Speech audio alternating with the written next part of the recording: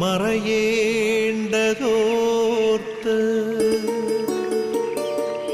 ചന്ദ്രനക്ഷത്രാദികൾ വിതുമ്പുമ്പോൾ മാറ്റമില്ലാതെങ്ങും വിരാജിക്കും ദൈവമേ, അങ്ങയെ വാഴ്ത്തുന്നു ഞങ്ങൾ. ഉദിച്ചെങ്ങും പ്രഭതൂകും പാരിലെ സൂര്യരശ്മിയേക്കാൾ പ്രശോഭിച്ചെന്നും പ്രസാദമേകുന്ന ദൈവമേ, അങ്ങേ മഹിമാവെത്ര മനോജ്ഞം. ഇന്നത്തെ പ്രഭാത വിരുന്നിലേക്ക് ഗുഡ്നസ് ടിവിയുടെ ലോകമെമ്പാടുമുള്ള എല്ലാ മാന്യപ്രേക്ഷകർക്കും ഏറ്റവും ഹൃദ്യമായ സ്വാഗതം. ഒരു സുന്ദരമായ പ്രഭാതം കൂടി നൽകി ദൈവം നമ്മെ അനുഗ്രഹിച്ചിരിക്കുന്നതിനെ ഓർത്ത് ദൈവത്തിന് നമുക്ക് നന്ദി പറയാം. ഒരു പ്രഭാതത്തിലൂടെ നമ്മൾ പ്രവേശിച്ചതിൻ്റെ ഫലമായിട്ട് നമ്മുടെ ആയുസ്സിന് ഒരു ദിവസം കൂടി ദൈവം നീട്ടി നൽകിയിരിക്കുകയാണ്. ദൈവത്തിൻ്റെ വലിയ അനുഗ്രഹത്തെയും കൃപയെയും ഓർത്ത് ഈ പ്രഭാതത്തിൽ ദൈവത്തെ നമുക്ക് സ്തുതിക്കാം, ആരാധിക്കാം, ദൈവത്തിന് നമുക്ക് നന്ദി പറയാം. ദൈവത്തിൻ്റെ നമ്മോടുള്ള വലിയ സ്നേഹമാണ് ഈ പ്രഭാതത്തിലേക്ക് കടന്നു വരുമ്പോൾ നമുക്ക് അനുഭവിക്കുവാനായിട്ട് സാധിക്കുന്നത്. നമ്മുടെ ചുറ്റുമുള്ള കാഴ്ചകൾ, നമ്മുടെ ചുറ്റുമുള്ള ആളുകൾ, നമ്മുടെ ചുറ്റും ഒരുക്കിയിരിക്കുന്ന വസ്തുക്കൾ, ഇതെല്ലാം ദൈവത്തിൻ്റെ സ്നേഹത്തിൻ്റെ ഫലമായിട്ട് നമ്മുടെ ജീവിതത്തിലേക്ക് ദാനമായിട്ട് നൽകപ്പെട്ടതാണ്. ദൈവത്തിൻ്റെ ഈ വലിയ സ്നേഹത്തെ ഓർത്ത്, വലിയ കരുതലിനെ ഓർത്ത് നമുക്ക് ദൈവത്തെ സ്തുതിക്കുകയും ആരാധിക്കുകയും മഹത്വപ്പെടുത്തുകയും ചെയ്യാം. പ്രിയ സഹോദരി സഹോദരന്മാരെ, ഈ പ്രഭാതത്തിലേക്ക് നമുക്ക് കടന്നു വന്ന് ഈ വിരുന്നിൽ നമ്മൾ പങ്കെടുക്കുമ്പോൾ നമ്മുടെ അമ്മയായ പരിശുദ്ധ കന്യകാമറിയത്തിൻ്റെ മാധ്യസ്ഥം നമുക്ക് പ്രത്യേകമായിട്ടും അപേക്ഷിക്കാം. നന്മ നിറഞ്ഞ മറിയമേ സ്വസ്തി, കർത്താവ് നിന്നോടുകൂടെ, സ്ത്രീകളിൽ നീ അനുഗ്രഹിക്കപ്പെട്ടവളാകുന്നു, നിന്റെ ഉദരത്തിൻ്റെ ഫലമായി ഈശോ അനുഗ്രഹിക്കപ്പെട്ടവനാകുന്നു. പരിശുദ്ധ മറിയമേ തമ്പുരാൻ്റെ അമ്മേ, പാപികളായ ഞങ്ങൾക്ക് വേണ്ടി എപ്പോഴും ഞങ്ങളുടെ മരണസമയത്തും തമ്പുരാനോട് അപേക്ഷിച്ചു കൊള്ളണമേ. ആമേൻ. പ്രിയപ്പെട്ടവരെ, ഈ പ്രഭാത വിരുന്നിലൂടെ നമ്മൾ കടന്നു പോകുമ്പോൾ ഇന്നേ ദിവസം പ്രത്യേകമായിട്ടും നല്ല വിദ്യാഭ്യാസമൊക്കെ ലഭിച്ചിട്ടും ഒരു തൊഴിൽ കിട്ടാതെ കഷ്ടപ്പെടുന്ന, തൊഴിൽ രഹിതരായിട്ട് കഴിയുന്ന നമ്മുടെ സഹോദരി സഹോദരങ്ങളെ പ്രത്യേകം നമുക്ക് സമർപ്പിച്ച് പ്രാർത്ഥിക്കാം. ഓരോരുത്തർക്കും അവരർഹിക്കുന്ന അവരുടെ പഠനത്തിന് അനുസരിച്ചുള്ള തൊഴിലുകൾ നൽകി അവരെ അനുഗ്രഹിക്കണമേ എന്ന് അവരെ എല്ലാവരെയും സമർപ്പിച്ച് പ്രത്യേകമായിട്ടും നമുക്ക് ഈ പ്രഭാതത്തിൽ പ്രാർത്ഥിക്കാം. ഈ പ്രഭാതത്തിലേക്ക് നമ്മൾ കടന്നു വന്ന് അവിടുത്തെ സ്നേഹം അനുഭവിക്കുമ്പോൾ ദൈവത്തിൻ്റെ വചനം ശ്രവിക്കുവാനായിട്ട് നമുക്കൊരുങ്ങാം. പരിശുദ്ധാത്മാവിൻ്റെ അഭിഷേകം നമ്മളിൽ ഓരോരുത്തരിലേക്കും ചൊരിയണമെന്ന് നമുക്ക് പ്രാർത്ഥിക്കാം. ആത്മീയ അഭിഷേകം നമുക്ക് ലഭിക്കുമ്പോഴാണ് ദൈവത്തിൻ്റെ വചനത്തിൻ്റെ പൊരുൾ മനസ്സിലാക്കുന്നതിനുള്ള കൃപയും അനുഗ്രഹവും നമുക്ക് ലഭിക്കുന്നത്. കർത്താവേ, നിൻ്റെ പരിശുദ്ധാത്മാവിനെ അയച്ച് ഞങ്ങളുടെ ഹൃദയങ്ങളെ ജ്വലിപ്പിക്കണമേ നിൻ്റെ വചനത്തെ മനസ്സിലാക്കുന്നതിന് എന്ന് നമുക്ക് തീക്ഷ്ണമായിട്ടും ഇപ്പോൾ പ്രാർത്ഥിക്കാം. പരിമളത്തിനുറവയാം നറുസൗരഭ്യമാകട്ടെ ഞങ്ങളുമീ മണ്ണിൽ.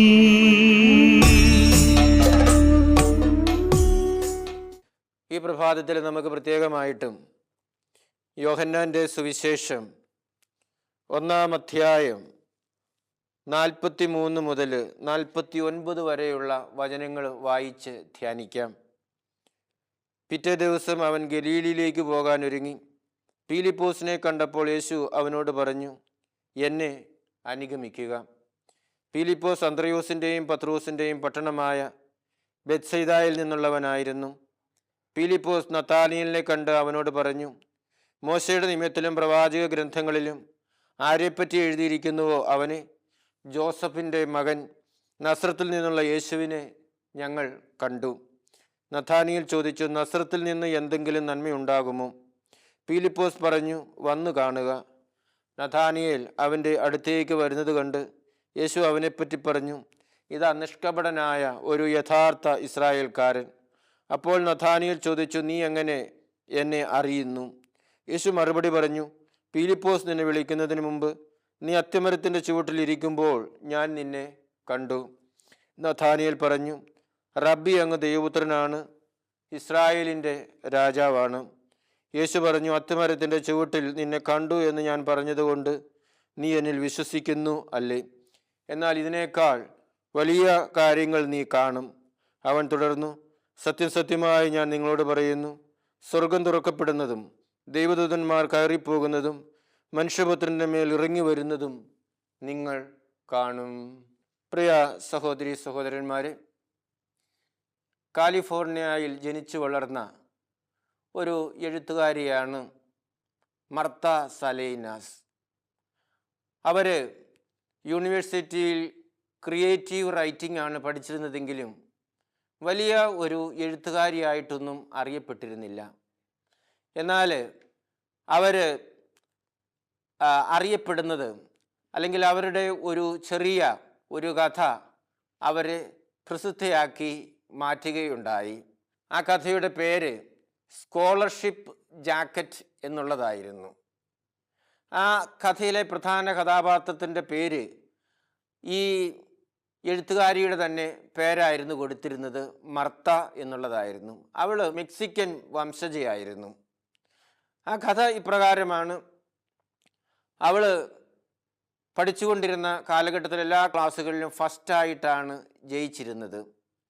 അമേരിക്കയിൽ 8ാം ക്ലാസ്സും 12ാം ക്ലാസ്സും പഠിക്കുമ്പോൾ, അല്ലെങ്കിൽ അതിൻ്റെ അവസാനം 8ാം ക്ലാസ്സിൻ്റെയും 12ാം ക്ലാസ്സിൻ്റെയും അവസാനം ഒരു ബിരുദദാന ചടങ്ങ് നടത്താറുണ്ട്. ആ ബിരുദദാന ചടങ്ങ് നടത്തുമ്പോൾ അതിൽ പ്രസംഗിക്കാനായിട്ട് അവസരം ലഭിക്കുന്നത് എല്ലാ ക്ലാസ്സുകളിലും ഉന്നത മാർക്ക് ലഭിക്കുന്ന കുട്ടികൾക്കായിരിക്കും. അവരെ പറയുന്നത് വലഡിക്ടേറിയൻ എന്നാണ് അവരെ വിളിക്കുന്നത്. അവർ കൊടുക്കുന്ന ആ പ്രസംഗത്തിന് വലഡിക്ടേറിയൻ സ്പീച്ച് എന്നാണ് അറിയപ്പെടുന്നത്. അപ്പോൾ 8ാം ക്ലാസ് പാസ്സായപ്പോൾ ന്യായമായിട്ടും ആ പ്രസംഗം പറയാനായിട്ടുള്ള അവസരം ലഭിക്കേണ്ടത് ഈ മർത്താക്കായിരുന്നു. കഴിഞ്ഞ വർഷം അവളുടെ സഹോദരി റോസിക്കായിരുന്നു ആ അവസരം ലഭിച്ചിരുന്നത്. അപ്പോൾ ഈ പ്രസംഗം പറയാനുള്ള വലിയ ഒരു ആവേശത്തിലായിരുന്നു മർത്ത. അങ്ങനെ പ്രസംഗം പറയുന്നവർക്ക് സമ്മാനമായിട്ട് കൊടുക്കുന്നതാണ് സ്കോളർഷിപ്പ് ജാക്കറ്റ്.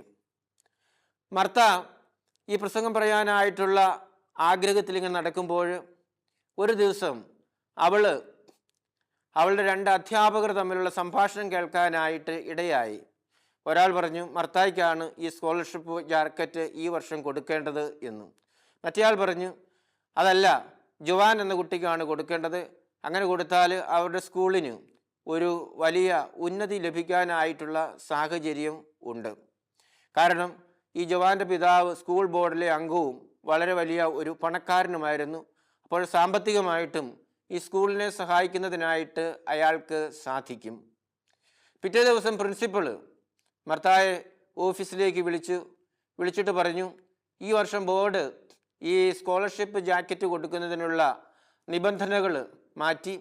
അതിൻ്റെ ഫലമായിട്ട് $15 കൊടുക്കുന്ന കുട്ടിക്ക് സ്കോളർഷിപ്പ് ജാക്കറ്റ് കൊടുക്കുകയുള്ളൂ എന്ന് അവളോട് പറയുകയുണ്ടായി. അപ്പോഴവൾക്ക് സങ്കടമുണ്ടായി. എങ്കിലും അവൾ പറഞ്ഞു, ഞാൻ വീട്ടിൽ പോയി വല്യപ്പച്ചനോട് പറഞ്ഞിട്ട് വിവരം പറയാം എന്ന് അവൾ പറഞ്ഞു. അവൾ പോയി വല്യപ്പച്ചനോട് വിവരം പറഞ്ഞു. അവളുടെ മാതാപിതാക്കൾ ദാരിദ്ര്യത്തിൽ കഴിഞ്ഞിരുന്നത് കൊണ്ട് അവളും സഹോദരങ്ങളും വല്യപ്പച്ചൻ്റെ കൂടെ ആയിരുന്നു കഴിഞ്ഞിരുന്നത്. വല്യപ്പച്ചൻ ഒരു കൃഷിക്കാരനായിരുന്നു. $15 കൊടുക്കുക എന്നുള്ളത് അദ്ദേഹത്തെ സംബന്ധിച്ചിടത്തോളം അത്ര ബുദ്ധിമുട്ടുള്ള ഒരു കാര്യവുമായിരുന്നില്ല. അവൾ ഈ കാര്യം പറഞ്ഞപ്പോൾ വല്യപ്പച്ചൻ അവളോട് പറഞ്ഞു, പണം കൊടുത്താണ് സ്കോളർഷിപ്പ് ജാക്കറ്റ് ലഭിക്കുന്നത് എങ്കിൽ അതൊരു ബഹുമതിയോ ഒരു അംഗീകാരമോ ഒന്നും അല്ലല്ലോ എന്ന്. അതുകൊണ്ട് പണം കൊടുത്തിട്ട് നമുക്ക് ആ സ്കോളർഷിപ്പ് ജാക്കറ്റിൻ്റെ ആവശ്യമില്ല എന്ന് അവളുടെ വല്യപ്പച്ചൻ അവളോട് പറഞ്ഞു വിട്ടു.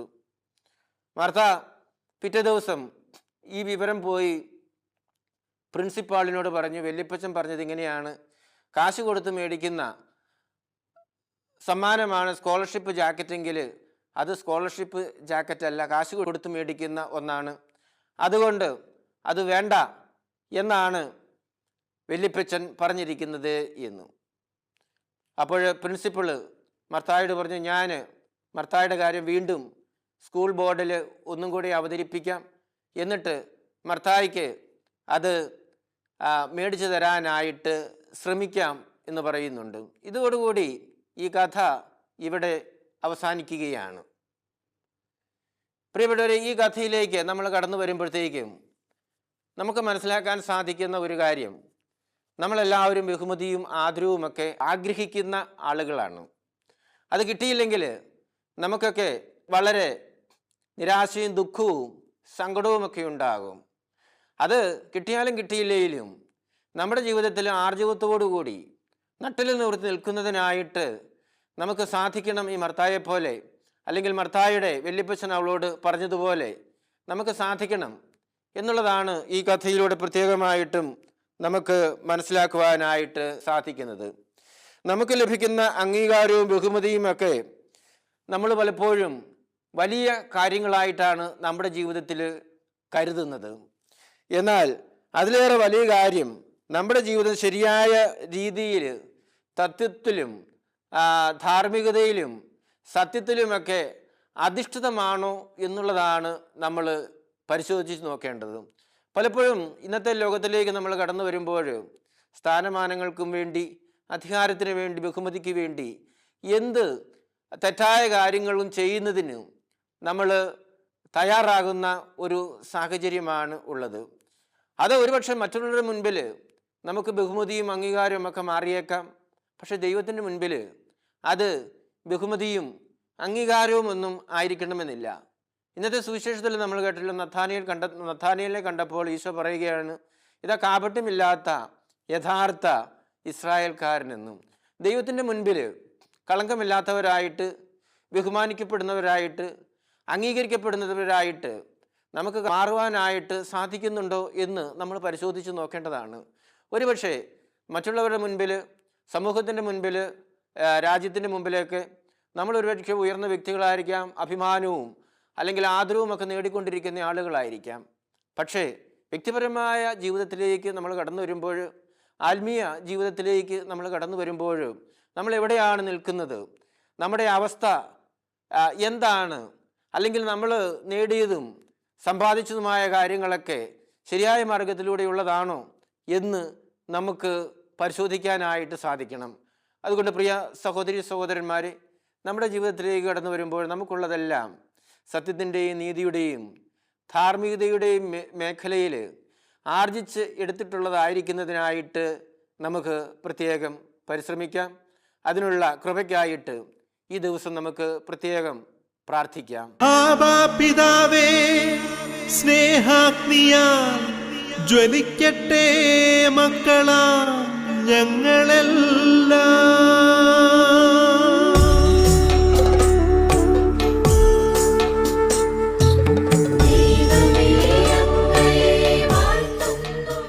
നമുക്ക് പ്രാർത്ഥിക്കാം. പിതാവും പുത്രനും പരിശുദ്ധാത്മാവുമായ ത്രിത്വൈക ദൈവം നമ്മെ എല്ലാവരെയും ഈ പ്രഭാതത്തിൽ സമൃദ്ധമായിട്ടും അനുഗ്രഹിക്കട്ടെ. നമ്മുടെ അമ്മയായ പരിശുദ്ധ കന്യകാമറിയത്തിൻ്റെ മാധ്യസ്ഥം എപ്പോഴും നമുക്ക് കൂട്ടായിട്ട് നമ്മുടെ കൂടെ ഉണ്ടായിരിക്കട്ടെ. തിരുക്കുടുംബത്തിൻ്റെ കാവൽക്കാരനായ മാർ യോസേപ്പ് കാവലായിട്ട് നമ്മുടെ കൂടെ നമ്മുടെ വഴികളിൽ ഉണ്ടായിരിക്കട്ടെ. നമ്മുടെ പേരിന് കാരണഭൂതരായ വിശുദ്ധർ നമുക്ക് വേണ്ടി മാധ്യസ്ഥം വഹിച്ച് പ്രാർത്ഥിക്കട്ടെ. നമ്മുടെ ഇടവകയുടെ മധ്യസ്ഥരുടെ മാധ്യസ്ഥം നമ്മുടെ ജീവിതത്തിൽ എപ്പോഴും ഉണ്ടായിരിക്കട്ടെ.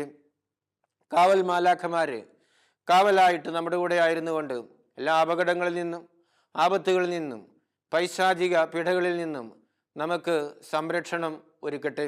പ്രിയപ്പെട്ടവർ, ഈ പ്രഭാത വിരുന്നിൽ നമുക്ക് പ്രത്യേകമായിട്ടും ഗുഡ്നസ് ടിവിയെയും ഡിവൈൻ ധ്യാന കേന്ദ്രത്തെയും സമർപ്പിച്ച് പ്രാർത്ഥിക്കാം.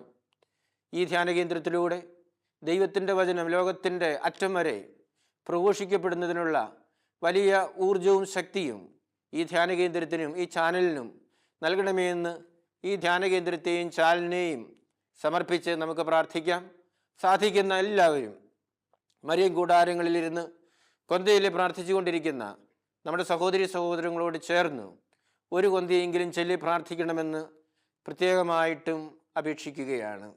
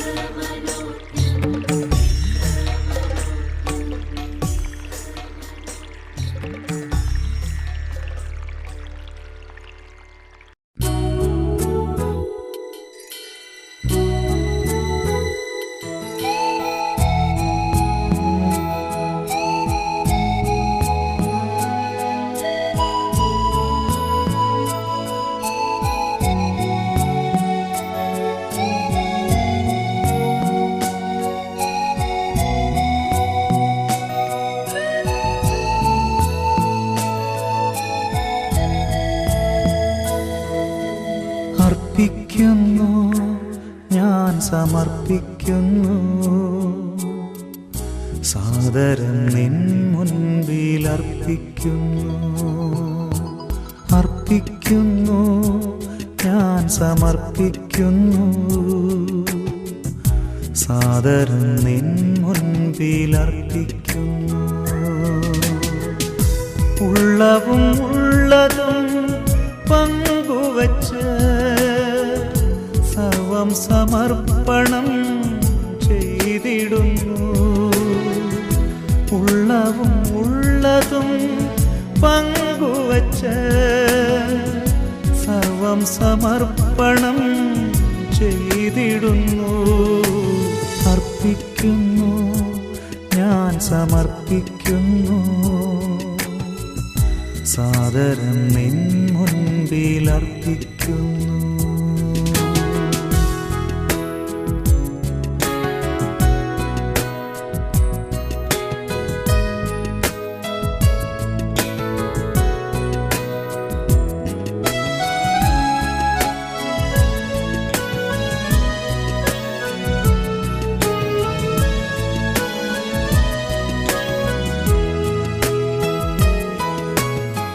വേദന തിങ്ങുമെൻ മാനസവും തോരാതെ പെയ്യുമെൻ കണ്ണുകളും കരകവിഞ്ഞൊഴുകും കദനങ്ങളും തിരുമുൻപിലിന്നു ഞാനേകിടുന്നു. അർപ്പിക്കുന്നു ഞാൻ സമർപ്പിക്കുന്നു സാദരം നിൻ മുൻപിൽ അർപ്പിക്കുന്നു.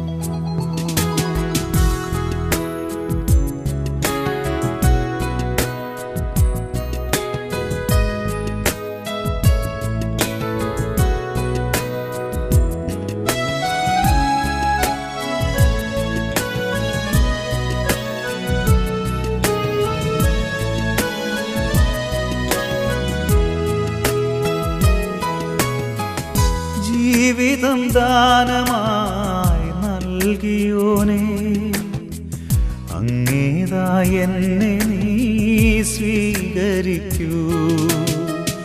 ഉയർച്ചകൾ താഴ്ചകൾ സമസ്തവും നിൻ കരങ്ങളിലേക്ക് ഞാൻ നമിച്ചിടുന്നു.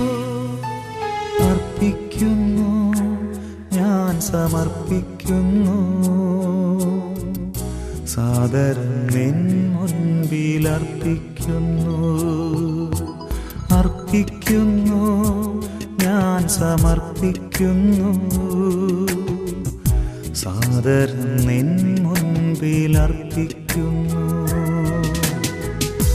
ഉള്ളവും ഉള്ളതും പങ്കുവച്ച് സർവം സമർപ്പണം ചെയ്തിടുന്നു.